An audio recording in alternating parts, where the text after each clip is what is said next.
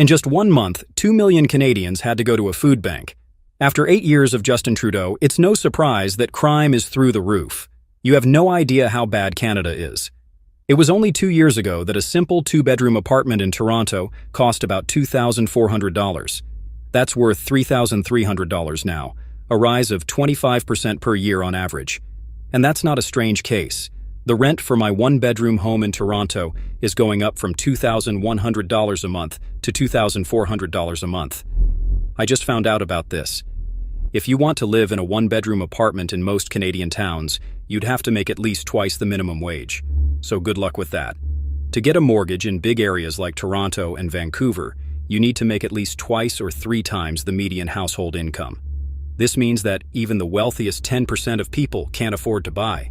The price of property, the cost of living, and now immigration are all in trouble. When he ran for office in 2015, Justin Trudeau promised to make things better. This is what leaders that are good can do.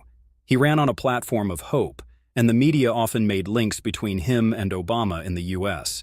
He went into a Montreal metro stop on his first day on the job to take selfies with people who were riding the train.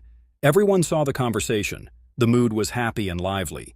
There was hope and happiness in the air, the most support of any new prime minister in Canada's history.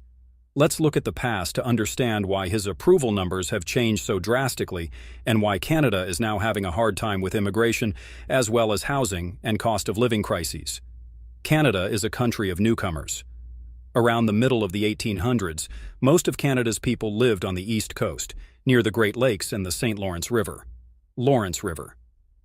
To the west and north of it was a large, thinly populated area that they wanted to settle. They built their country by letting people come from other places. An all-around marketing effort brought in new customers. This was the message: build your nest in Western Canada. It was called the New El Dorado. Both groups of people who wanted to move to Canada got there and were checked out by migration officers. They were especially eager to hire skilled farmers. They could help Canada grow by moving to uninhabited places and making them homes. They took towns and turned them into cities, which brought in business and industry and, over time, made Canada's hold on the West stronger. By 1920, towns had sprung up all along Canada's southern border. They went from having 3 million people to having 9 million people. These newcomers were chosen based on both their skills and their race. Canada wanted to keep being known as a country for white people. But after World War II, these unfair actions were looked at more closely. The current immigration system in Canada began to take shape. Based on points, this was done. The applicants were given scores based on their age, level of schooling, training, and language skills. The main idea is that foreigners are chosen based on how well they fit in and what they can do for the country. This method is still used in Canada, making it the OECD country with the oldest immigration system. One problem at first was that more and more of the arrivals were family members. In 1971, 73% were coming for work, and 21% were coming with family. But after 10 years, things had changed. The government made it harder for family members to get welfare because they were seen as lazy people who took advantage of the system. The number had dropped to 36% by 1995. The federal executive branch of government in Canada has a lot of power, which lets it react quickly to waves of people who don't want to come to Canada. Over time, they found weak spots and fixed them. By the early 2000s, the system was praised as one of the best in the world. Trump himself said nice things about it. What was most impressive, though, was how well the Canadian people accepted it. Not long ago, immigration wasn't a contentious topic. The most people in the OECD, 2/3, thought that immigration was good for Canada in 2018. This was the highest amount of any country in the group. That would not last, though. A very large majority of Canadians are in favor of immigrants. In the past few years, public opinion on immigration has changed a lot. People used to be very welcoming, but now most people are worried. People moved into Canada at a high rate during Trudeau's first 4 years in office, mostly because of immigration. During the pandemic, this trend slowed down. And that's where the trouble began. It was hard for Canada in many ways. One of them was not enough workers. All of the big industries are having trouble, from healthcare to building. Businesses just couldn't find people with the right skills. Canada's people know that we need to keep adding people to the population in order to meet the needs of the workforce. This led to a completely new plan for immigrants. Canada's population grew at a high rate in 2022, They plan to welcome 465,000 permanent residents in 2023, 485,000 in 2024, and 500,000 in 2025.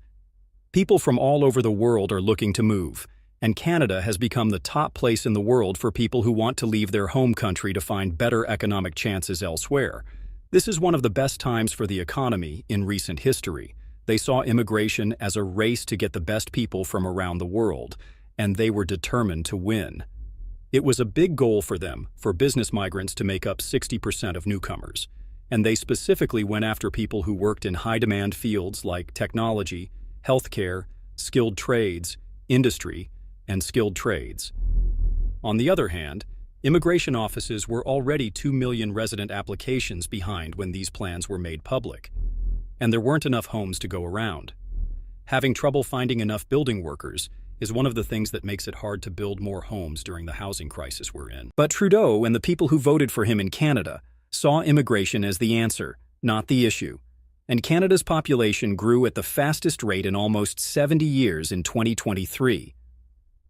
This country had the fastest population growth in the OECD. Extreme groups such as the Century Initiative pushed for Canada to have 100 million people by the end of the century. Someone who used to be Prime Minister backed the plan, and advocates included some of Justin Trudeau's and his cabinet members' advisors.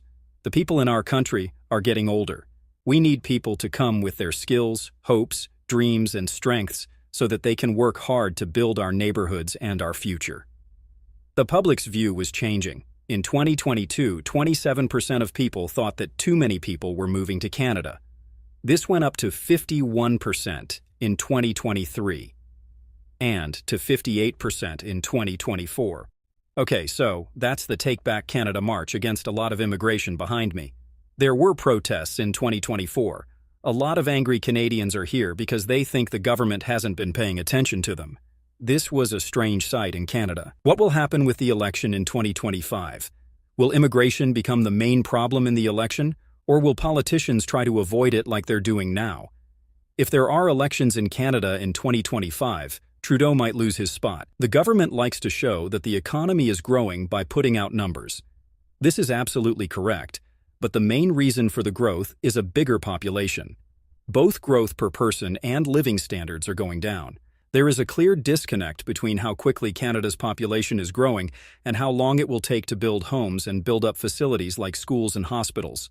This has an impact on everyone, but the cost of living makes it stand out the most. People who don't have much money, like students, are the most at risk. There was news that 25 kids were living in one basement in Brampton. It spread very quickly. In response, the mayor of the city said that they see cases like this all the time. The number of temporary residents has grown a lot. This includes both temporary workers and foreign students. In 2022, there were 1.4 million of them, and by 2024, there were 2.8 million of them. People were now against Canada's immigration policies, and this was the first time that the issue was seen as controversial. With elections coming up, Trudeau had to do something.